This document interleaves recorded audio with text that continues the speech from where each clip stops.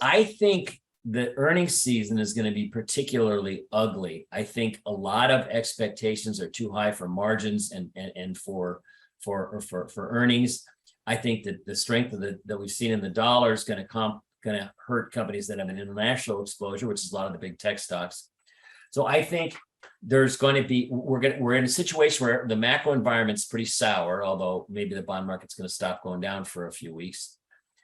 And if we start having tape bombs repeatedly, that'll feed on itself. My belief is it's going to get ugly.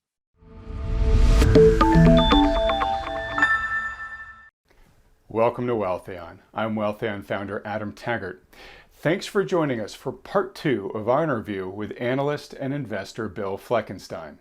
If you haven't yet watched part 1 of our discussion with Bill, in which he explains how the unfolding trouble in the bond markets is increasingly wresting control away from the central banks, head over to our channel at youtube.com/Wealthion and watch it there first. It sets the context for the investment themes we discuss in this video. Bill also shares the strategies that he's using to protect and build his wealth through the rough ride he sees ahead, so be sure to stick around for that. Okay, let's get started watching part 2 of our interview with Bill Fleckenstein. So it sounds like you're pretty bearish. You've said a couple of times that you, if I got it right here, quote, it's going to get ugly. So I'd love to get a more clearer sense of what you think might be in store. As you answer that, let me ask this one question. Last time you were on, we had a fascinating conversation where you described the giant mindless robot of passive capital that has been driving the indices up as capital has come into the markets just from a mathematical basis, and that's what's been supporting all the FANGs and everything like that. And I remember asking you, as you described how it works in terms of pushing the indices up, that I imagine it works the same in reverse, right? And you said yes, and we're not there yet. But what's interesting is, Apple, world's most bulletproof stock, was down 10% in September. And I know it was a big position for me. Okay. On the short side. On the short side, well, congratulations.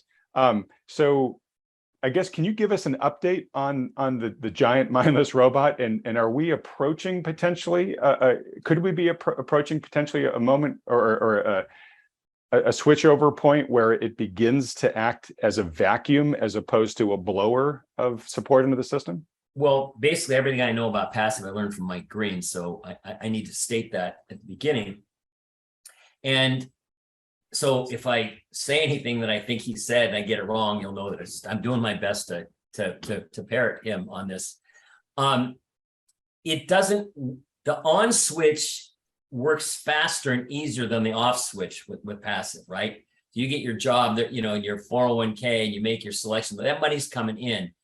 I think I understand from Mike that to really have it go in reverse, you need layoffs of a significant amount. Having said that, you could make an argument that some of the late selling we saw late in the month of September might have been some sort of redemptions. Now, were they redemptions of a passive nature, or were they more voluntary? I don't know that we can know. I'm not an expert, so I don't know. But I think it'll happen at some point. But I think to really have it be a serious undertow and not just an occasional event, I think you need a higher level of layoffs. And of course, we've got this low unemployment rate, even with all the mess we've got going on. So again, it's more this complicated nature of what I said. Trying to have an opinion right now is harder than it ever was because of all these cross currents. When a fellow that's as accomplished as Stan Druckenmiller makes the point sort of repeatedly over the last few times he's discussed stocks and the markets and the economy, he said it's very difficult to really, see things well and have a firm view. That tells you how tricky it is right now. So back to your question, I don't know if we're there to the point where passive becomes an undertow. I think it may be a factor, but I think part of what we were having this big rally today, like as we're speaking, the market's up, what, almost 3%. Almost 3%. Yeah. Yeah, I think part of what kicked it off was probably new quarterly flows that hit at a moment in time where the market was depressed from whatever happened at the end of the quarter and guys being set up wrong. And so now you've got the speeding frenzy a bit on the upside. So I think they're still there. It's not enough to say, I think there has to be much more economic damage, I think, before passive net selling on a regular basis was something you could count on. Again, it took me like 10 minutes to get that out. I just felt that. Okay. Well, you added an interesting piece of the puzzle here, which is that, as you understand it, it's something that,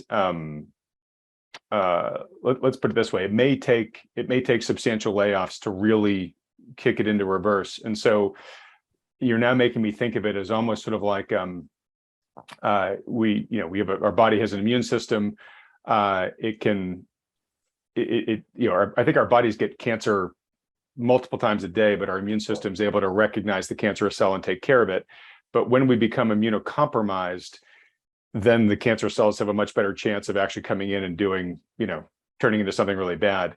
And this sort of sounds like something that's like an analog, where it's like if the system starts weakening enough that companies really start suffering, they start laying people off, and that creates, you no longer have the capital inflows coming into these big 401k plans and pensions and stuff like that that's flooding into the system. Then all of a sudden you've got the ability for the giant robot switch to go the other way, and then you all of a sudden have a much bigger problem. Yes.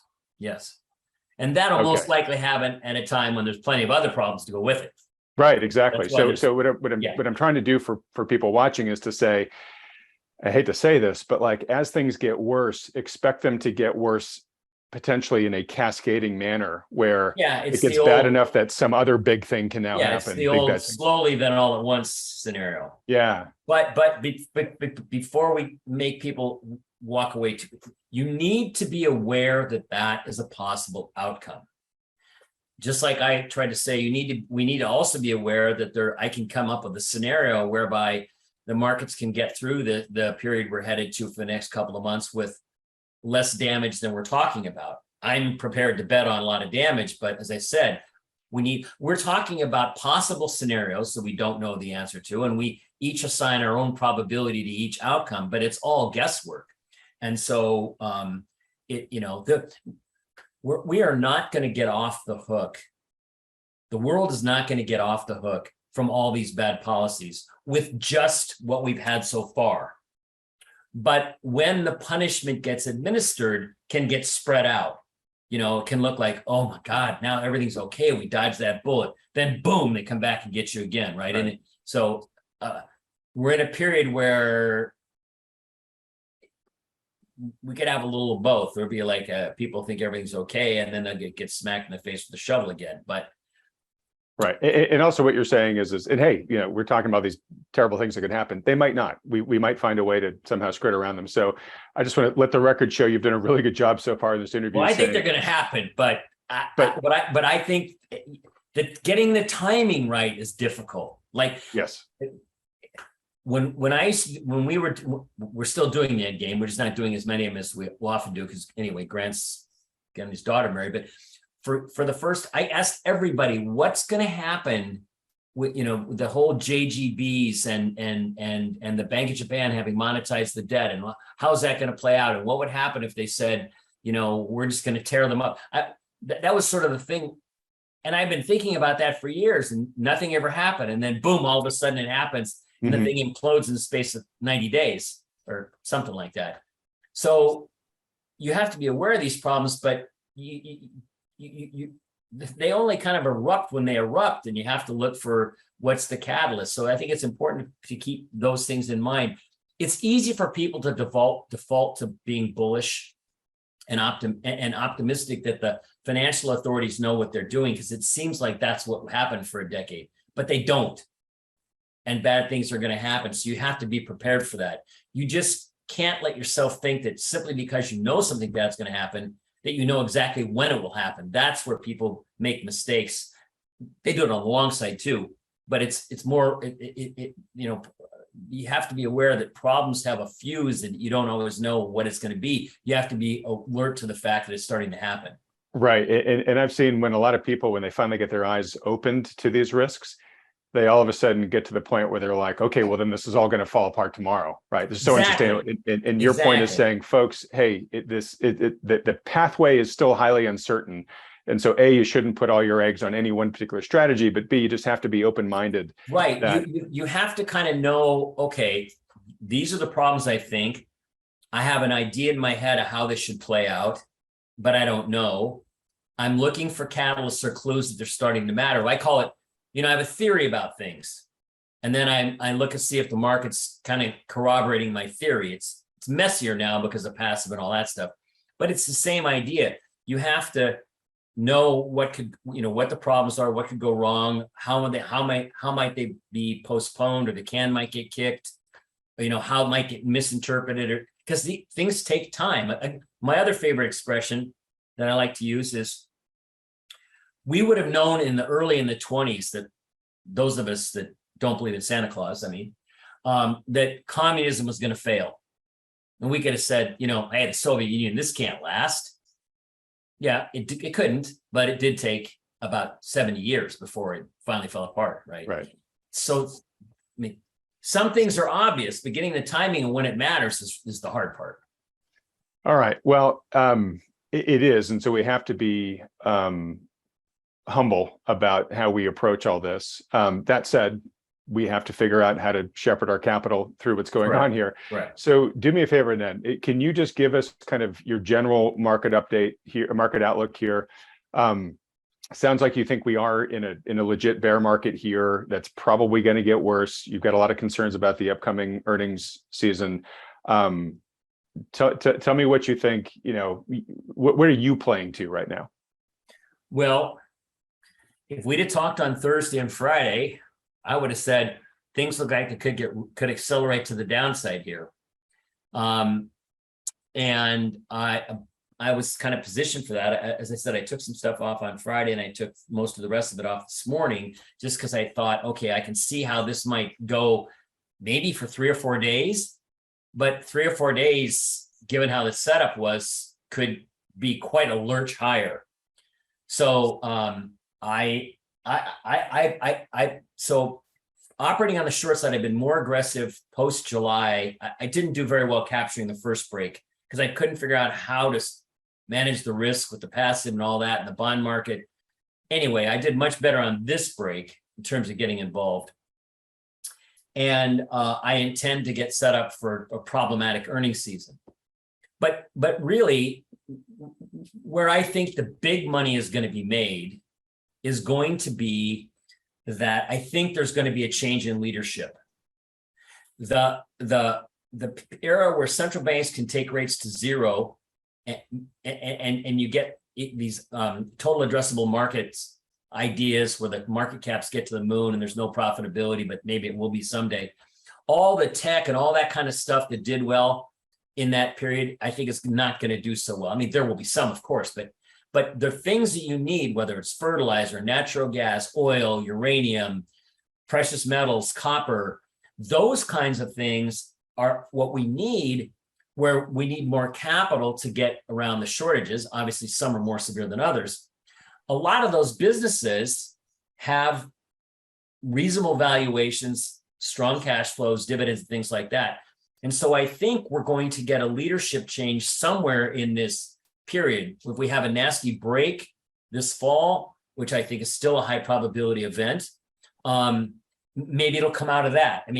Something similar happened after 2000, right? The value stocks did quite well, even as the rest of the stuff was, the high flyers were getting destroyed. I think we could have a period like that.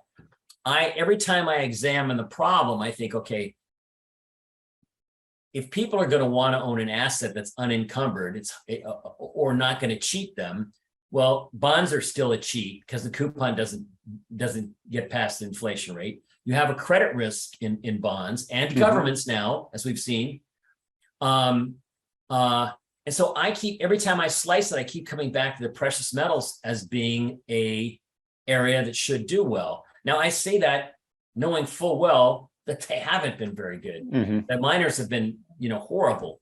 but so have a lot of things that's done well. I mean, energy stocks, depending on when you got involved in the last 6 months or how you traded them, haven't been rewarding. A lot of these assets that are businesses that are slated to do well, in my opinion, haven't really performed. Nothing's really performed. Value hasn't performed particularly well in this period. But I think that it will. I don't see how now that we've seen what these central banks are made of course, I've came to this conclusion a long time ago. I don't see how anyone can not want to have something that they think is going to be inflation protection. Now, right now, as I said to you already, people seem to think the Fed's going to thread the needle and get this done. I think there's a zero chance of that. Because if they get inflation down enough, the stock market's going to have gone through the floor. And they won't have that much, they won't be that brave. So I think, I think commodities, but things that we need. Right, essential commodities. Yeah. And those businesses, I think, are set to do well as we go through this difficult period. And okay. Of course. So now there's a lot of market and maybe systemic instability, that we're peering at ahead here. I don't get the sense that you're saying now's the time where the green light's flashing and put all your money into these players. If that's wrong, correct me. But my guess is, and please give me your thoughts, is that you're saying this is the area to keep your eye on. Yes. Who knows? Maybe even start dollar cost averaging a little bit. But I guess my question is do you think there's a chance that everything still might get taken down in the vortex of what's to come, and it's better to sort of wait for that moment, let the dust settle, and then start deploying when quote unquote the bottom for the markets in general has come in? Yes to all that. No, okay. It's a great question. Now we're talking about the tricky part is deciding on when. Right. It's much easier to figure out what should happen than figuring out when it's going to happen. Yep. So I think people need to have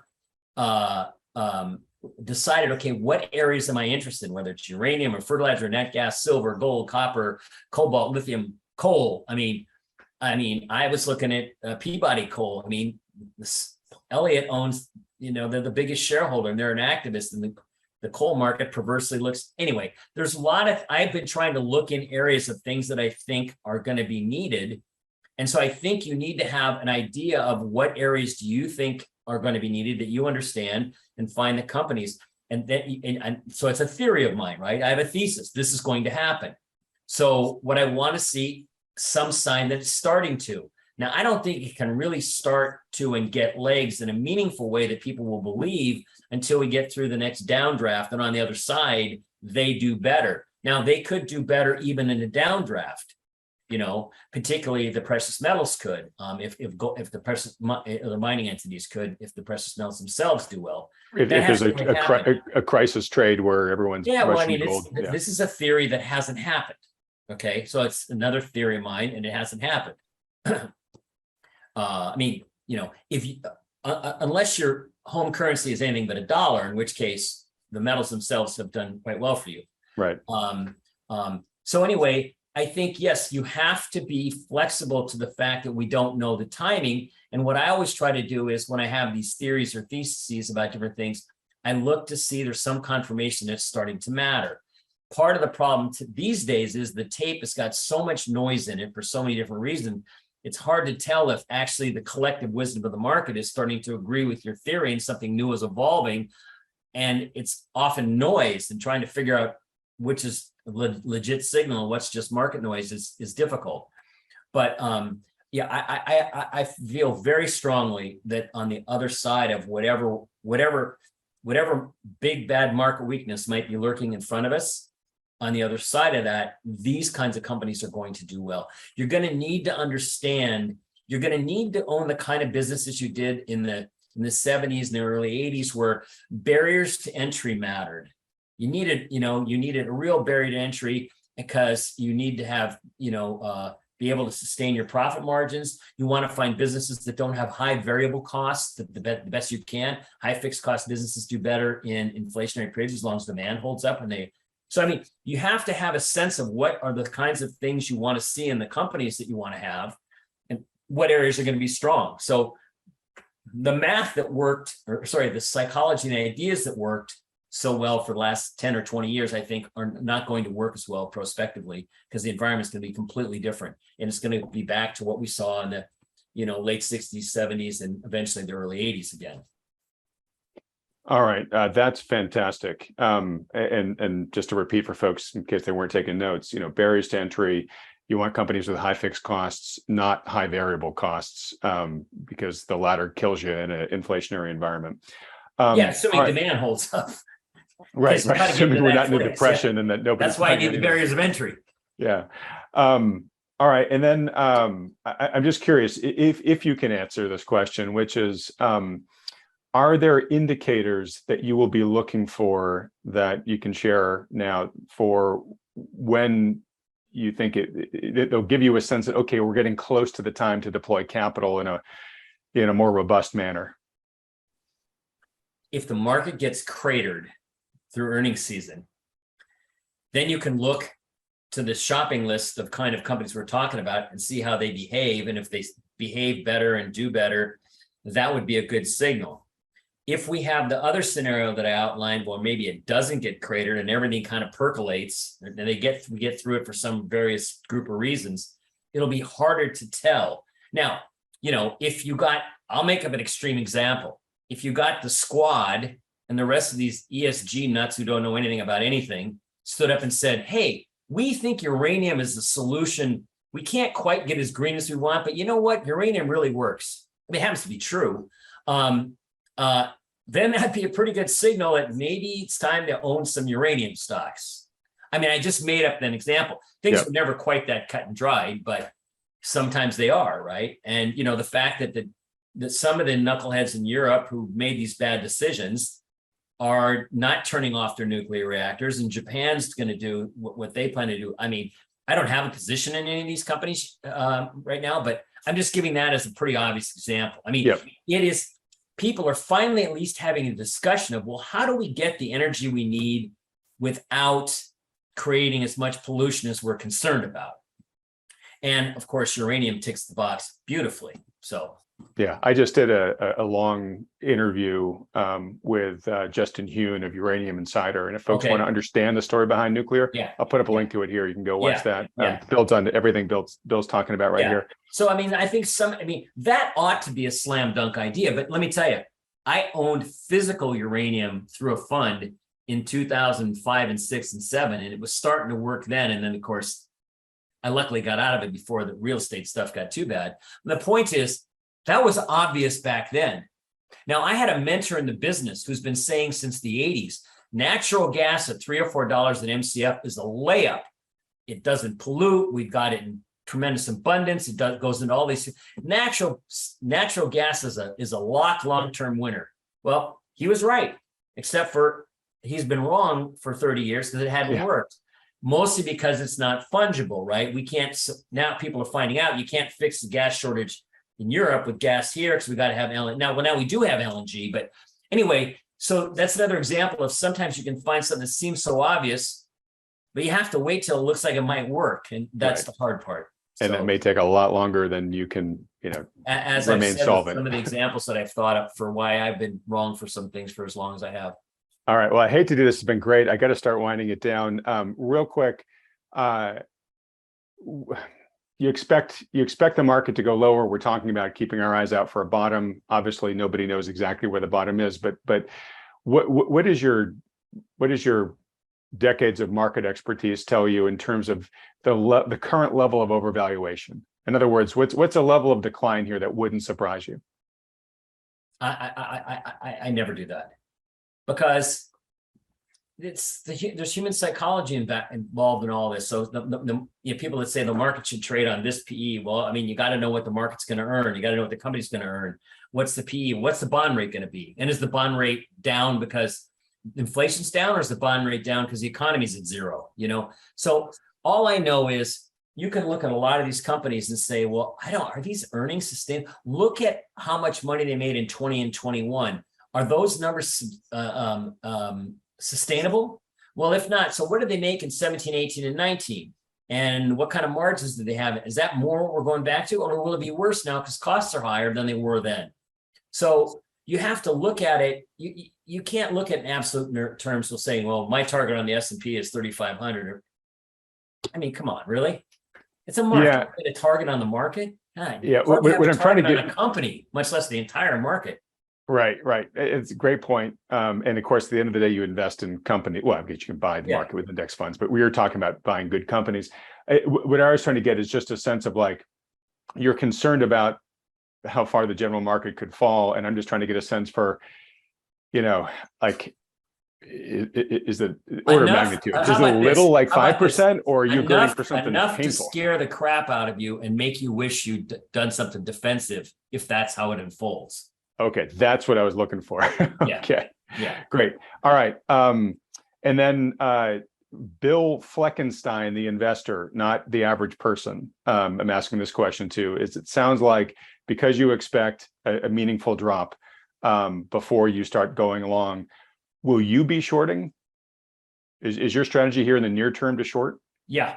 I mean, I got my most exposure I've had since back in 2008. Wow. I was up to almost 50% short there briefly last week, which God, is sorry to interrupt. I just want to contrast this because it wasn't the last interview, but maybe 2 ago with you, which was like a year ago. You were like, I haven't shorted in a long time and I'm still not short, right? And so that has changed pretty dramatically since early in July. I decided, okay, I made up a whole checklist of things that I needed to do and get ready. And I caught the August rally pretty well. I mean, I wasn't super aggressive. I mean, and I didn't get 50% short at the top. At the most, I was up to almost 50%, counting my puts that had gone in the money and things like that. I wasn't so much the number, just that was the most the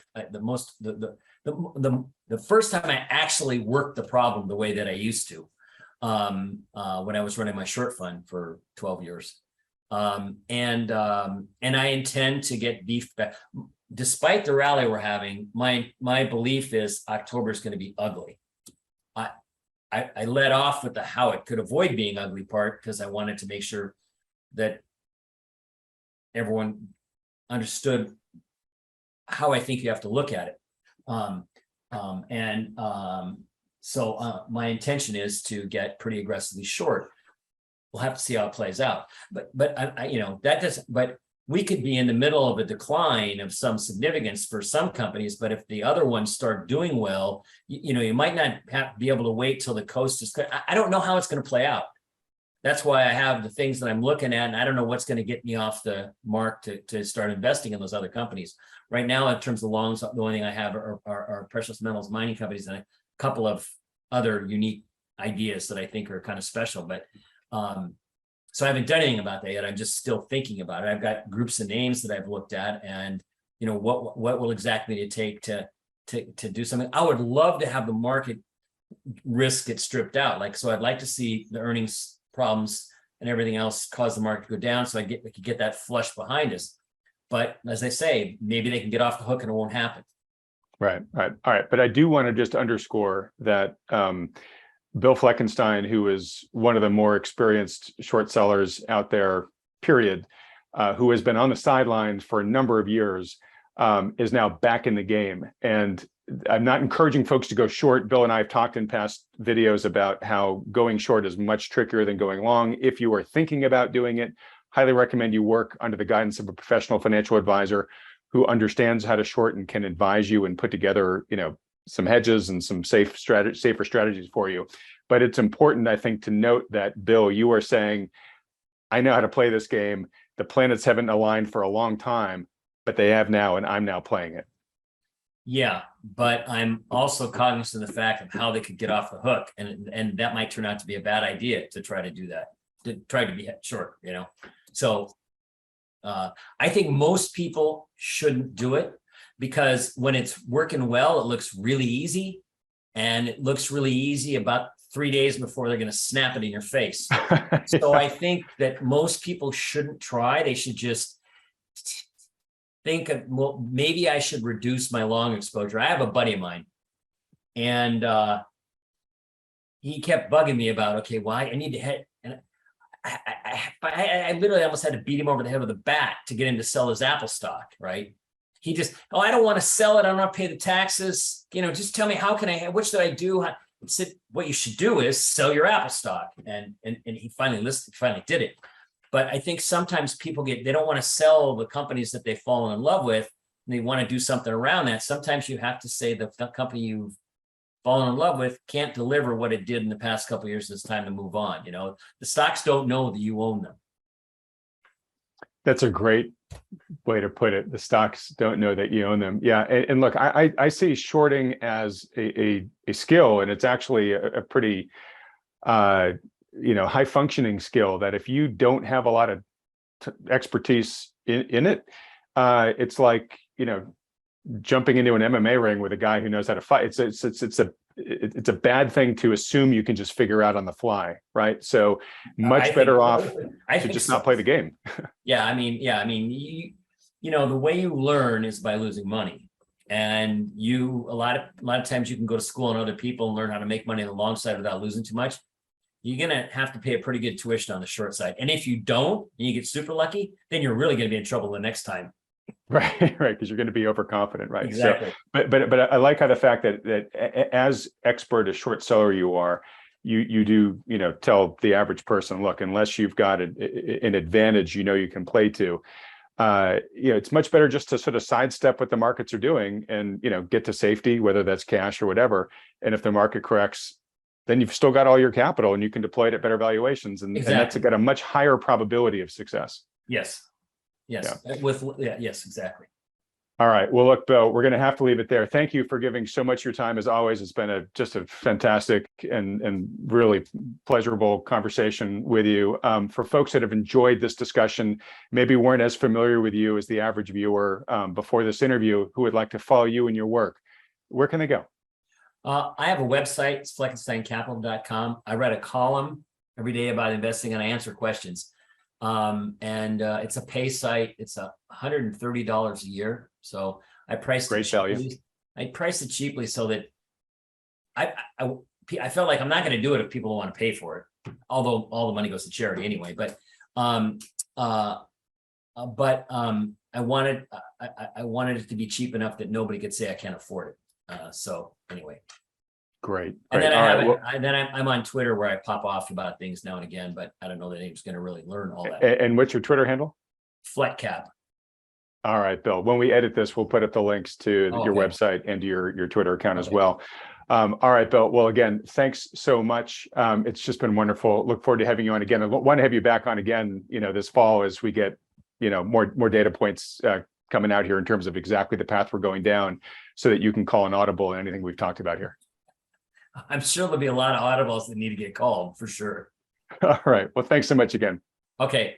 All right. Well, now's the time on the program where we bring in the lead partners from New Harbor Financial, one of the endorsed financial advisory firms by Wealthion, to both react to what Bill just said there, but also talk about what the markets have been up to since last week. And they have been up to a lot.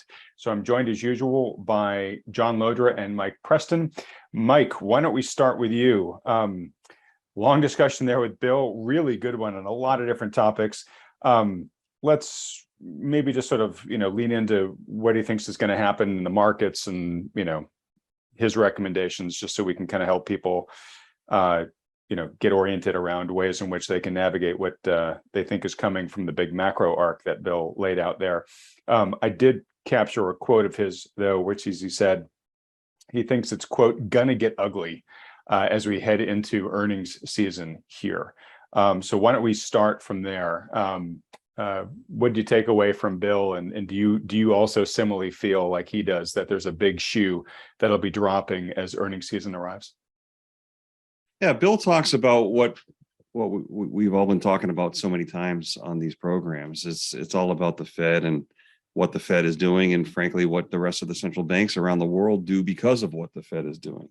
It's pretty clear that we've exported our policies around the world over the last almost 15 years now. I can't believe it's been almost 15 years since 2008, but that's how long it's been going on.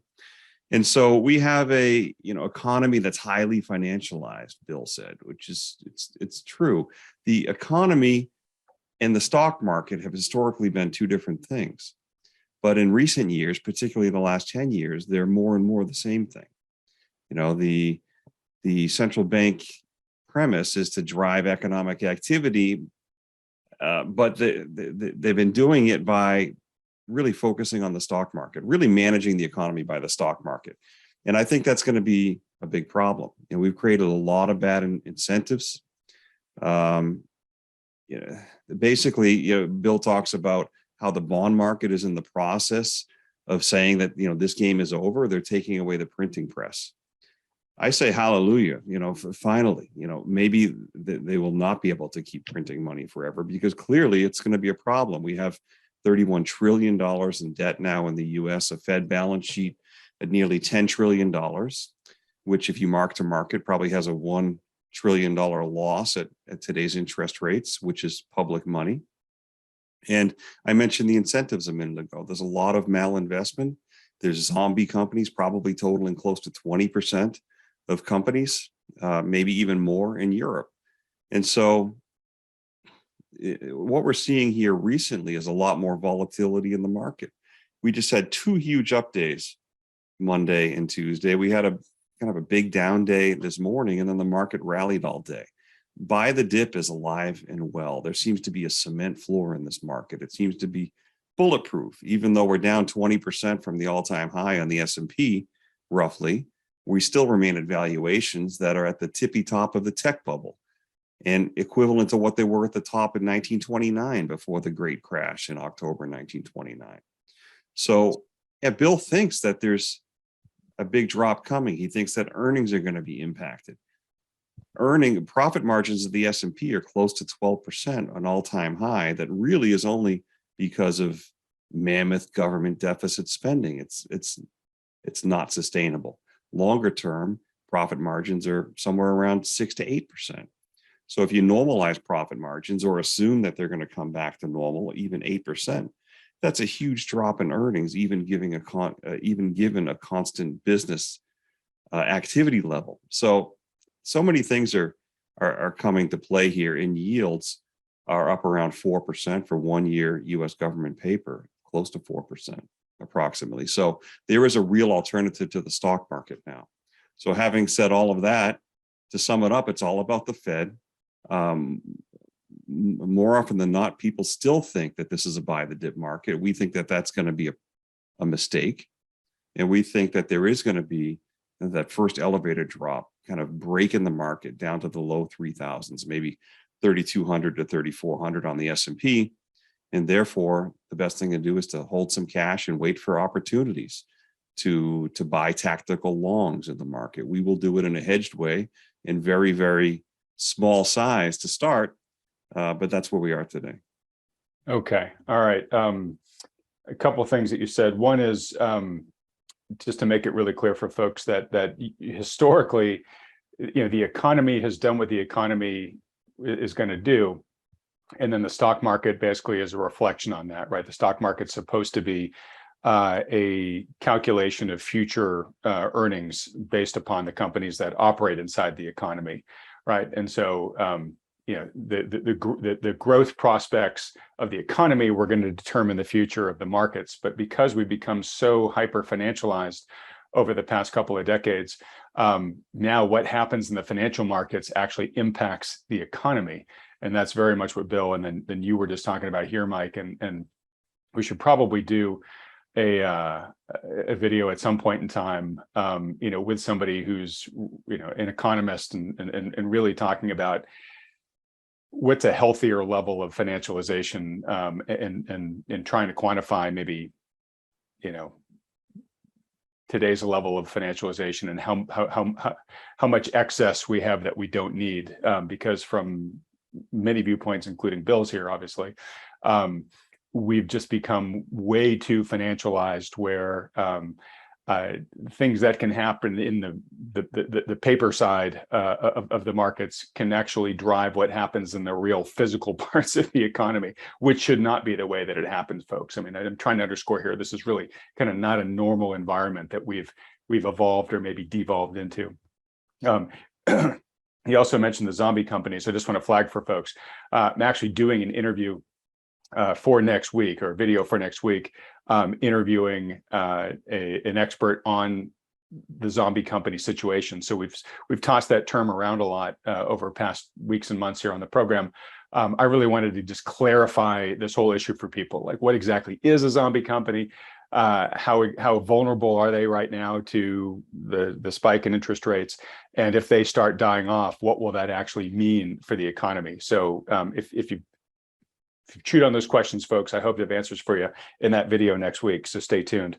And then the last, Bill, says that the central banks are taking the printing press away from the bond market is taking the printing press away from the central banks, and we've literally just seen that happen last week in the UK, where the Bank of England, that was wanting to do quantitative tightening, basically had its hopes dashed by a bond market issue, and it had to step back in.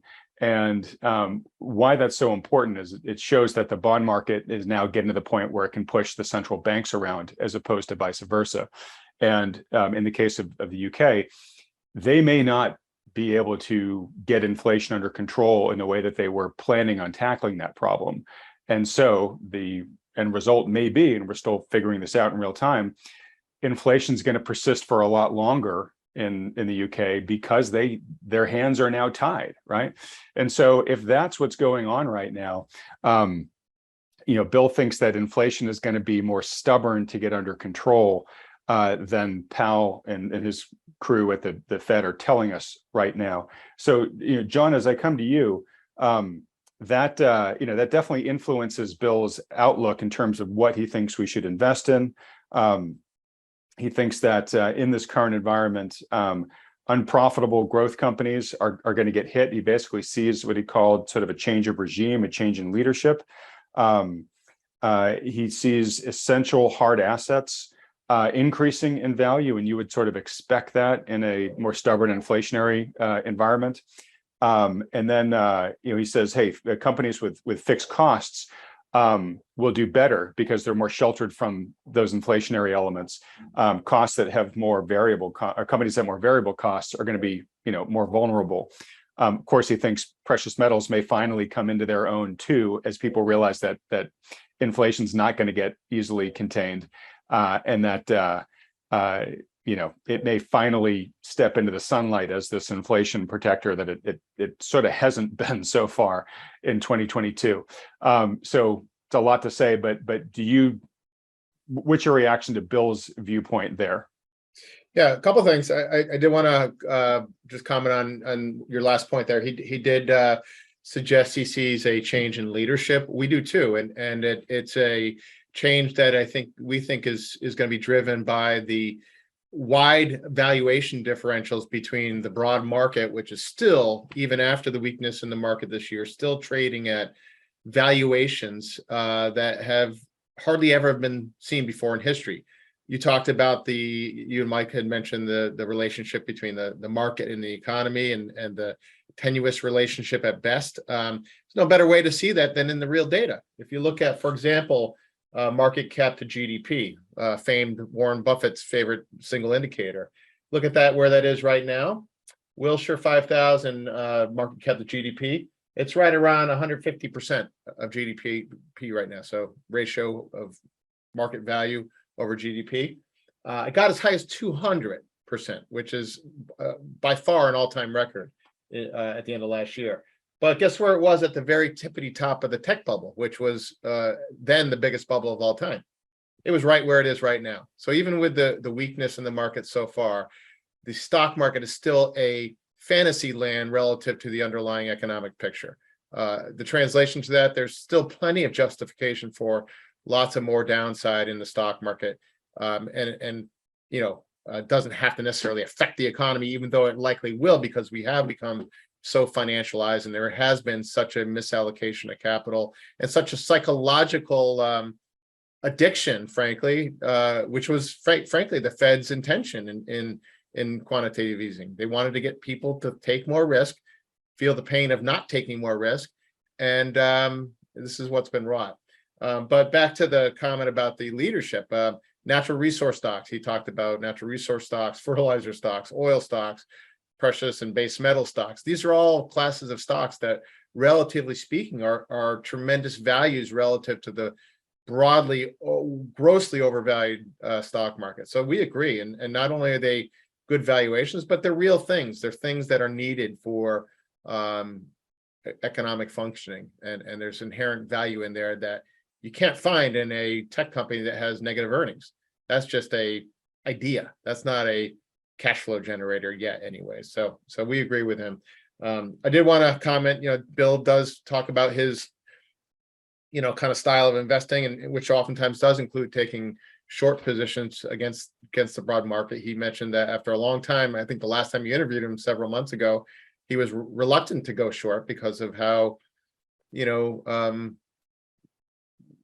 manipulated to the high side markets have become. But he mentioned he was up to 50% short as recently as last week, which has served him well this year, but he's not that position anymore.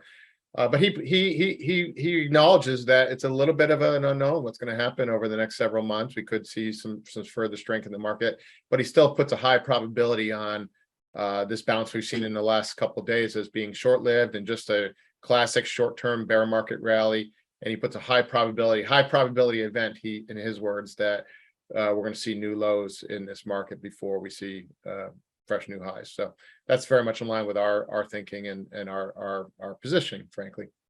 Okay. And, so the day we're talking, or the week we're talking on here, been a very interesting week because markets, continued to, fall, weaken through the end of September. And then this week started the first week of the new quarter. And we just had a face ripper of a rally on Monday and Tuesday. Most of the major indices up 6% or so. Some silver was up 8%, I think, alone on Monday. Just some amazing moves to the upside there. Had created a lot of chatter of, well, is the bottom in? And we just did a live video a few hours ago for the Wealthion audience on that. Bill obviously wouldn't say so. And when I asked him, he said, yeah, I think we're in sort of a classic bear market here. And understandably, people's emotions, can get the better of them when prices are moving in big directions in a really short period of time. And I know that there are some people who probably called you and said, hey, is this the time to start putting capital back into the market? Is this the bounce off the bottom? You have a chart, I think, that just makes a great case for why you have to be so careful of the siren songs that oftentimes accompany these rallies in a bear market, because basically that's the job of a bear market is as it's on its long trajectory of grinding downwards, it has these big rallies, and their job is to just suck in everybody who's been on the sidelines and then dash their hopes again. So you want to speak to that chart?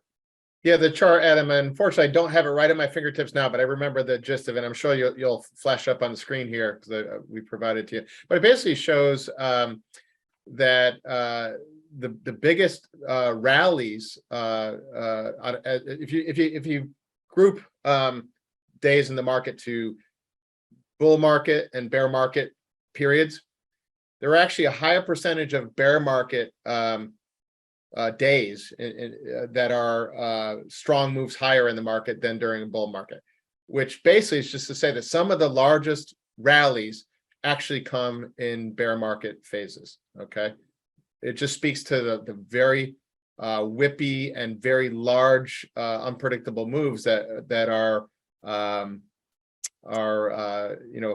present in typical bear markets, and the double problem with those is it sucks people into thinking things are okay, even when the storm clouds are showing and the cracks are starting to show.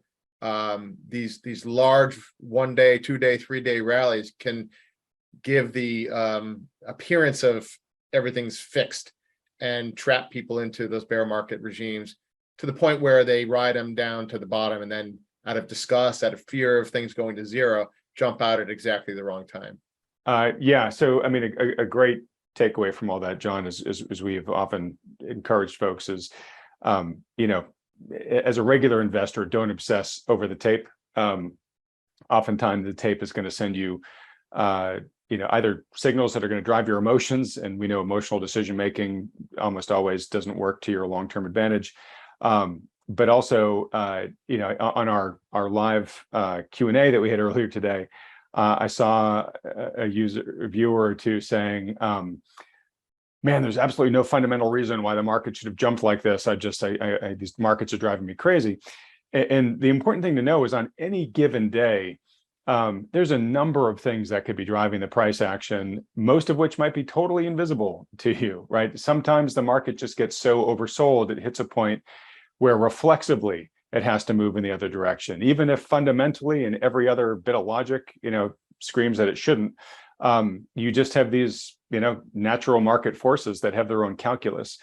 So you really shouldn't be reading too much into any, extremely short-term action in the tape. And like I said earlier, it's just going to grind you down emotionally. The much more important thing, as we always remind people to do, is come up with your plan, base your plan on sound data, and stick to it, unless the data in which you have the plan based on is evolving. But if it's not, focus on other things in life and don't let the up and downs of the market grind you down, especially in a highly volatile, highly uncertain market like we have right now. So Mike, coming back to you, I know that over the past couple weeks, month or two, where we had markets grind down for the first half of the year, we then had a big rally going into the summer, which then got dashed. Now we're having this kind of turbulent chop that it is weighing on investors' psyche, and that you guys are talking to people, both clients and leads, who are just sort of showing the signs almost of like PTSD in trying to just navigate what's going on here. It's funny, I can't remember if it was you guys or a different advisor, but I've definitely been hearing that people whose portfolios are down a couple percentage points are hitting the eject button of, I just don't want to be in the markets anymore, I got to get out. And while that might be the right decision for that person, if that's their particular level of risk tolerance, it's interesting because a couple of points down in the markets this year is a phenomenally good performance relative to how the major indices have done, relative to how the traditional 60-40 portfolio is done.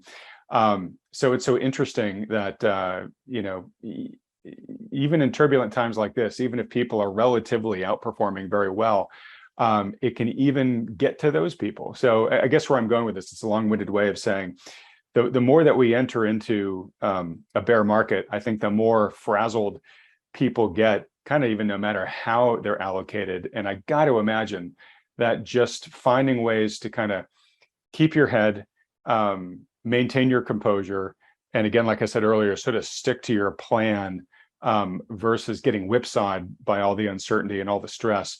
That's got to be a pretty key success metric to be able to navigate all this and come out on the other side all right. Now, you're in the thick of this on a day-to-day basis. So what would you add to that?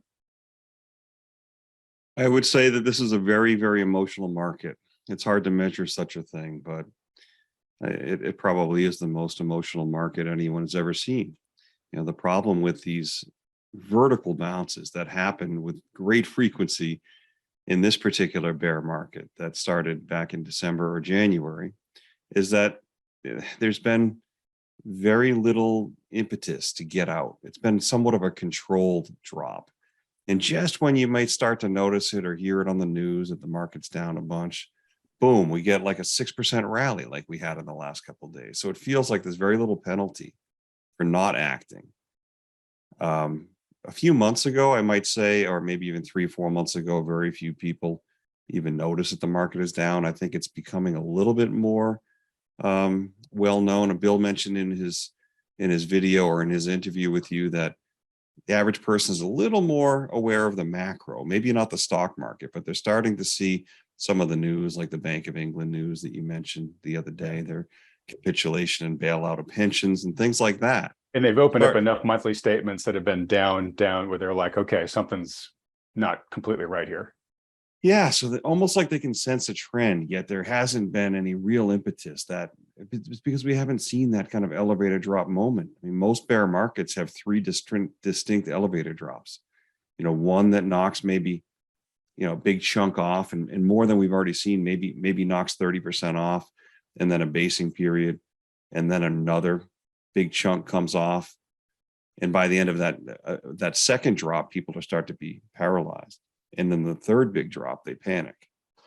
I don't think we've even seen the completion of the first big drop yet. And even those people are starting to wake up to the macro, there really is no fear. And as I said earlier, the problem with these vertical bounces is they continue to make you feel like it's going to be okay.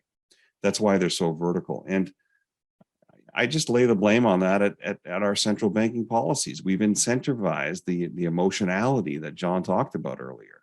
It's all emotion. The wealth effect is all about psychology, and it's pretty insidious. And so we're likely to continue to have a choppy market with some bounces. And at some point, we're going to see that first big move down. And like we've said many times here, we think that's going to be a good 10% lower than here, maybe down to 32 to 3,400 on the S&P. And from there, some people would likely sell or panic, but that's just when we're likely to get a bounce.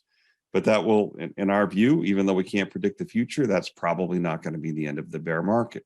Few people are even talking about this as a bear market yet. We're down only about 20% after this bounce on the S&P. It's not likely that it's going to be so cut and dry and neatly packaged as a 20% drop on the S&P, and we're right back to the races again.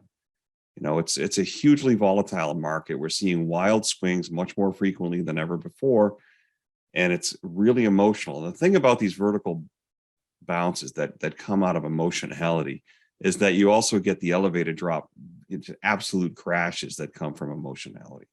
And one last thing, Adam, you said something about the market being oversold. It's true that the market was oversold going into Friday's close. A lot of different indicators showed that we were oversold technically, but the biggest crashes in history happen from oversold conditions. So it can be very dangerous to jump into a market that looks oversold saying, well, here it's going to bounce again because it's oversold. Yes, in this market, more often than not, that's been the case. But when a market fails to bounce from oversold, that's when you get an absolute waterfall decline. And that could happen. So be careful. So sometimes the bungee cord stretches and snaps back, but sometimes the bungee cord snaps. Absolutely. Yeah, you got to be careful.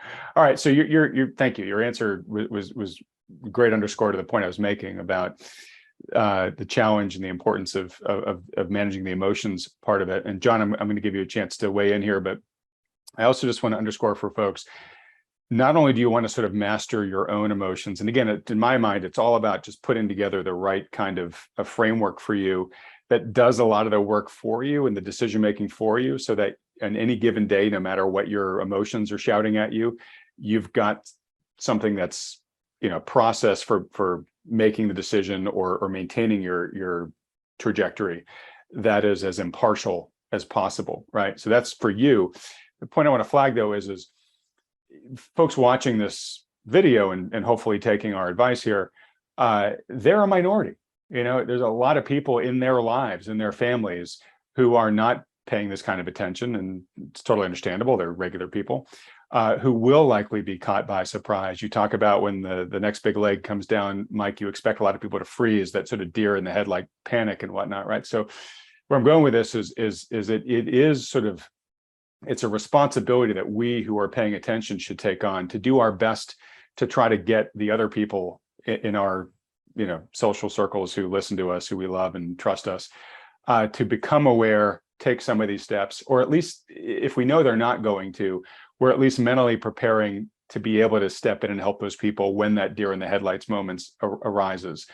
Because if we're halfway correct in where we think things are going to go, probability is pretty good that a lot of people are going to get caught unawares, and much better. Anything you can do in advance of that to help them out or to be a resource in the moment, way better than just letting this unfold like a 2x4 to the side of the head.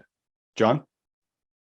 Yeah, the only thing I'll add is the cold reality in these kinds of scenarios is that not everybody can get out before the damage. It's mathematically impossible, right? Because if everybody tried to get out, the whole, analogy of a crowded single exit in a burning theater, it just can't happen. The market would fall under its own weight if everybody tried to get out at the same time. And so as much as we want everybody to be left unharmed by what's been wrought here, it's just not possible. But each individual and certainly each folks that we have the opportunity to kind of share perspective and data with, we hope that they're able to preserve and protect their money so that it can grow in a durable way when things are much more reasonably valued and can give the kind of forward returns that aren't just flashes in a pan on a statement, but ones you get to keep and live with and spend and do good things with those hard-earned assets rather than see it go up and then come crashing down. Good point. You make me think, John, of the stat that it's like 80% of people think that they're an above average driver, right? And just mathematically that can't be accurate, right?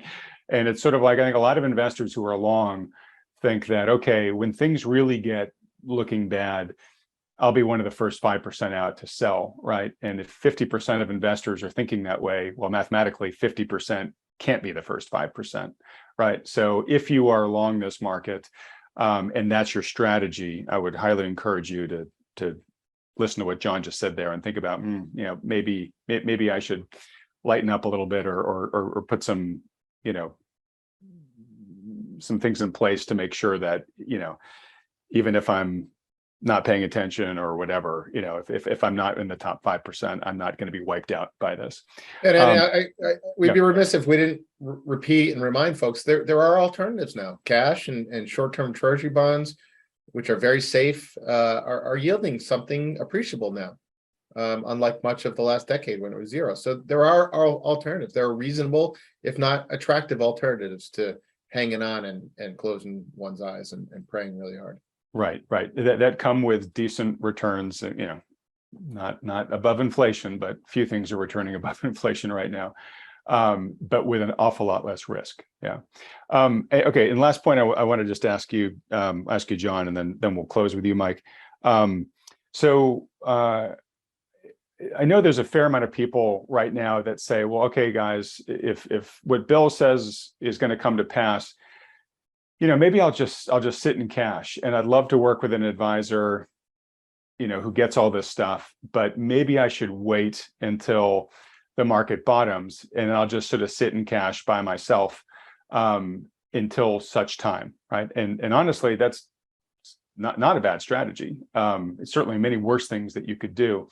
But there are elements that when there become opportunities to deploy capital, when the conditions are right, some of them you're going to want to be able to move relatively quickly on. And one of the things I just want people to think about is you guys know much better than I, kind of from when you talk to a client to when the client's actually funded and you're ready to deploy their assets. That's a process that's usually measured in weeks, if not months, right? I mean, there's discussions that need to be had, there's paperwork that needs to be filled out, people's lives get in the way, people take vacations, they've got busy times at work, whatever. And even the best intention that hope to get this taken care of in just a week or two, sometimes that can bleed into months, like I said. So there's something to be said for, getting the paperwork, the account set up, getting the paperwork stuff done, maybe some initial funding. And I'm not saying specifically with you guys, I'm just saying with whatever advisor somebody thinks that they might want to work with, because sometimes those opportunities present themselves. And if you aren't ready to move, even if you scramble, by the time you get everything set up and all the paperwork's done and the transfers have been made and money's been received and all that type of stuff, you could have missed a lot of the window because of all the time and sadly just some of the necessary friction, the way that the regulatory system's set up to make all this happen. And what I was saying is that borne out by your guys' experience? Yeah, it is, Adam. But I also do want to kind of dispel this notion of perfection. no one, not we, and certainly not self-directed or clients of an advisor should hold the standard of perfection, getting out at the very top, getting out at the very bottom, and doing everything. That should never be the goal. It's an impossible goal. Getting it mostly right, and mostly could be 55 or 60% right. A strategy that has 60% upside capture, gets 60% of the upside of the market, but only gets 20% of the downside. That's a pretty darn. I'm just throwing out a hypothetical here. That is a pretty darn good situation. Yeah, it's a pretty darn good setup. Yeah, and it's a ride that most people can stay on and will do very well over their lifetimes, right? All to say is you don't have to get it perfectly right. But one of the so yeah, there is a timing element of having things lined up so that when opportunities do present themselves, like for example, we were close to putting on a tactical long trade recently. It didn't get quite to our target level, but we would have had a handful of hours to get that trade on in this recent melt up, right? If we had gone a little bit lower, we would have had an action point to do something very small and very hedged. But in 2 days, or actually in hours, it was gone in terms of the disciplined action point, right? So there is that kind of fine level of timing that's important, that you don't get to wait weeks or months typically. But just as importantly, if one is inclined to value working with an advisor, whether it's us or somebody else, we think one of the best values an advisor can provide, and certainly what we hold ourselves up to, is helping clients look at the data and manage emotions around it. Being blunt, if you hear hesitancy in our voices and what we're saying about market valuations and risk, when we're likely not to have any of those concerns is when it's going to feel the scariest for most people to want to enter the market. right. When we are completely free of the concerns we have, it's going to feel the scariest it possibly can feel for a self-directed investor. And that's where we could probably offer the most value. Just like we think we're offering high value that maybe is not quite realized yet by preaching caution at what we think is a very significant bubble top. The same value we think is going to be able to give people the fortitude to say, this is not the world ending. This is valuations that are at very attractive levels that may be volatile on a short-term basis, but over the next several months to years, history would suggest you have very, very strong return potential from these levels. This is the time to put your money in and close your eyes.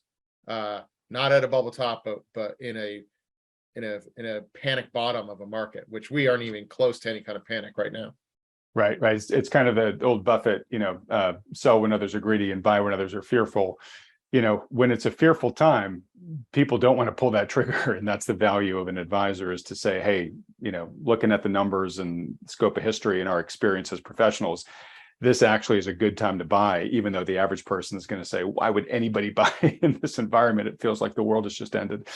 All right, great. Well, so you've done a great job of I think validating my point, but also just reiterating the value that a good financial advisor brings. And again, folks, that's a big part of what we advise here at Wealthion, which is, unless you have a high degree of experience doing this yourself, we think most people, and I include myself in this bucket, are much better off working under the professional guidance of a professional financial advisor that gets all the macro risks and issues that Bill and I talked with and that we've been talking about here.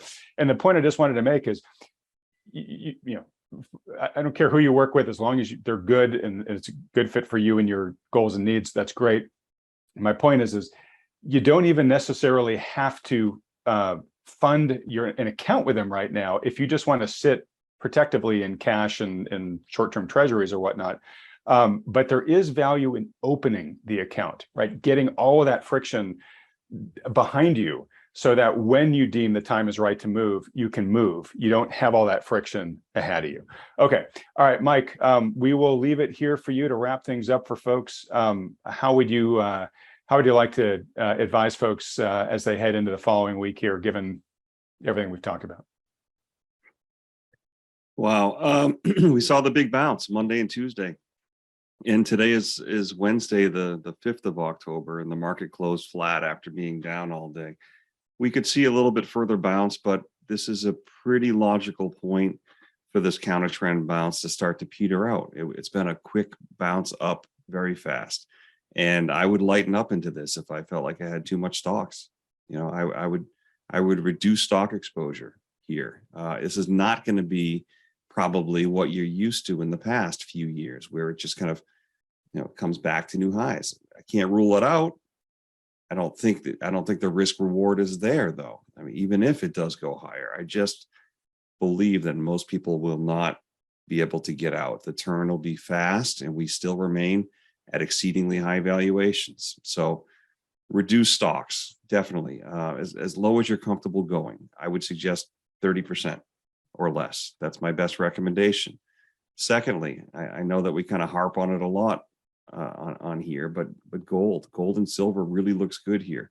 Gold recently did break through its support shelf at 1680 after visiting it many times over the last year. Each time is held. This last week, it went down to about 1622 or so, I think. And then it's kind of rocketed up the last few days. It's back at 1720 or so. So it's a great time to buy it if you don't own it.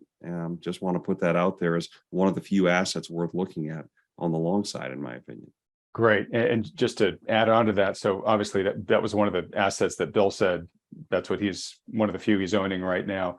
And if he's correct that inflation's going to be more stubborn to control for the central banks going forward, well, then that should be very gold positive. So if Bill is right, that should be another vote there for gold. All right, Mike, one last question for you, which, Bill said, look, I'm a short seller. That's how I made my career. I have been out of that game for a long time because the market conditions just weren't super favorable, but now I'm back in big time. Now that's, Bill with his extreme expertise in that space. Since it sounds like New Harbor thinks that more likely lower prices are ahead, do you guys plan to take on any shorts at any point in time? Is that a strategy that you would deploy in part of the portfolio, or is that something you guys stay away from? I don't think that we have any plans, we don't have any plans now, nor do I think that we would have plans in the future.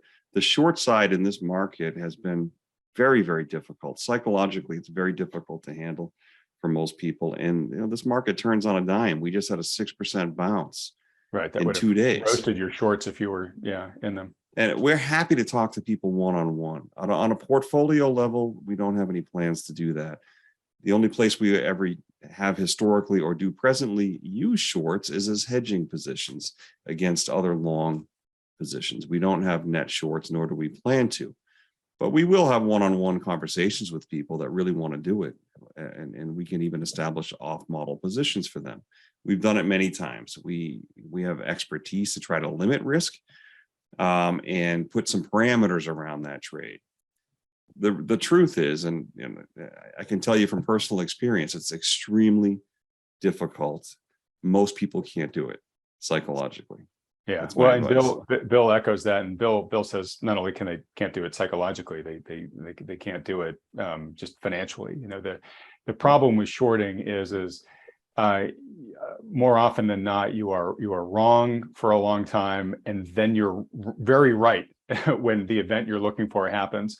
But if you're wrong for too long, your short position gets destroyed. So by the time you're right, you can't even capitalize off it anyway. So it's definitely a skill that not many people have developed. And so for the average person, I would say if you're thinking about shorting, especially if you don't have a lot of experience doing it, either don't or work with a professional financial advisor who can help guide you in that process. All right. Let me add one thing, Adam. Yeah, go ahead. Sorry, just one thing. For most people, it's better just to sit in cash, like you just said earlier. And just keep watching programs like this, because we're going to be saying when we're more interested in getting long. And we're happy to talk to anybody, like I said earlier, but for most people, better than shorting is to move the cash and wait for lower prices and tune into things like this. Okay, well said.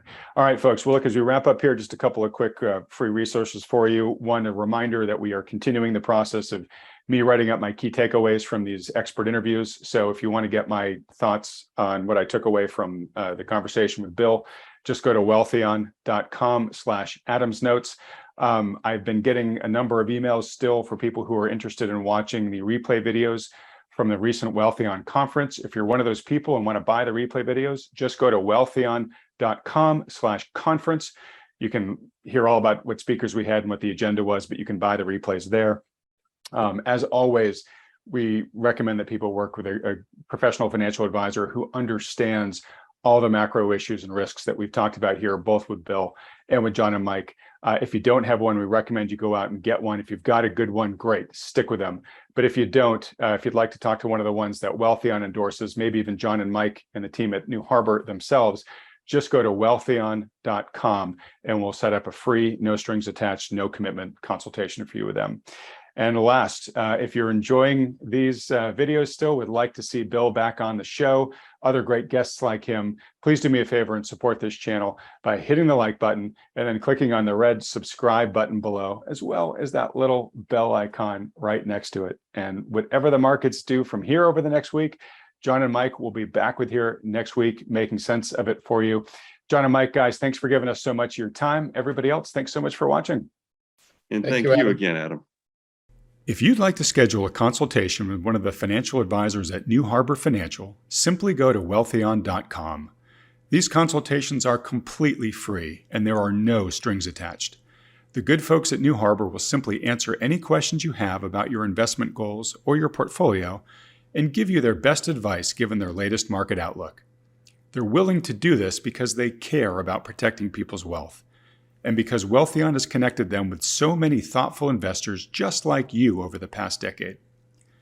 We started doing this because so many people have approached us in frustration, looking for a solution because they're feeling out of alignment or downright ridiculed by the standard financial advisors who have been managing their money. You know the type. The kind that just pushes all of your money into the market, scoffs at the idea of owning gold, and when you bring up concerns about the market's sky-high valuations, they say, "Don't worry, the market will always take care of you." For many of the reasons discussed in today's video, we think this is one of the most challenging and treacherous times in history for investing. We strongly believe that today's investors are best served working in partnership with a conscientious professional financial advisor who understands the risks in play. Now, we're agnostic which professional advisor you work with, as long as they're good. If you're already working with one, that's fantastic. Stick with them.